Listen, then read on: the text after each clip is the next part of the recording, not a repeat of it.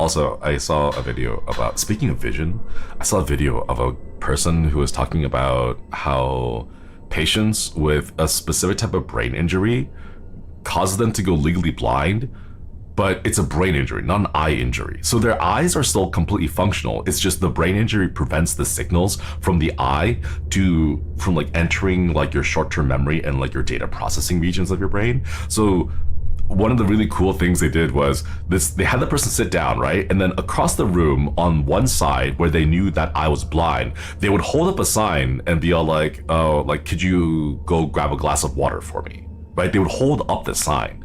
And then the person, their eyes would register it, but their brains wouldn't know. Like they can't see because their brains aren't processing it, right?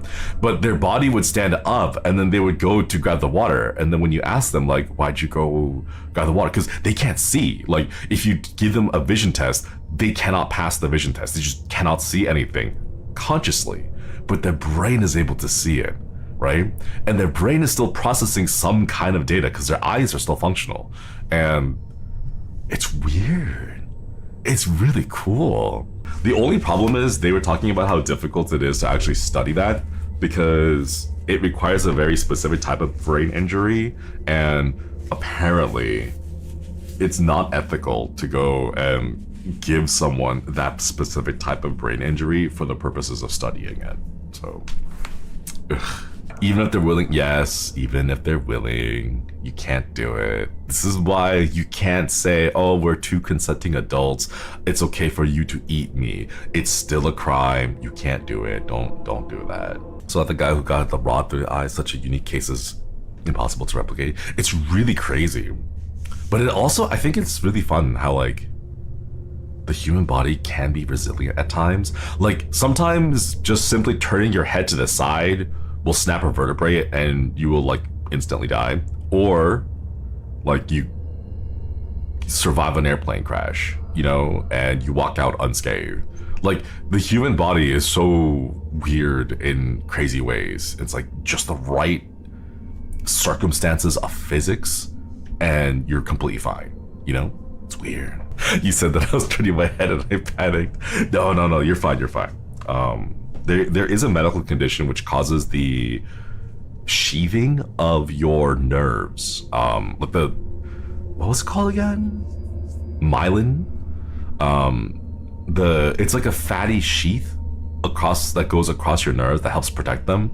There's a medical condition which causes that the myelin sheath to be really thin. And that like, but the problem is like most people with that condition end up like getting it really early on, and they don't really have a good prognosis for like the first 100 days of life. But like if you do survive, you can experience that kind of like internal decapitation. But for most people, you don't have to worry about it. Aren't bodies really cool? This is why I love body horror.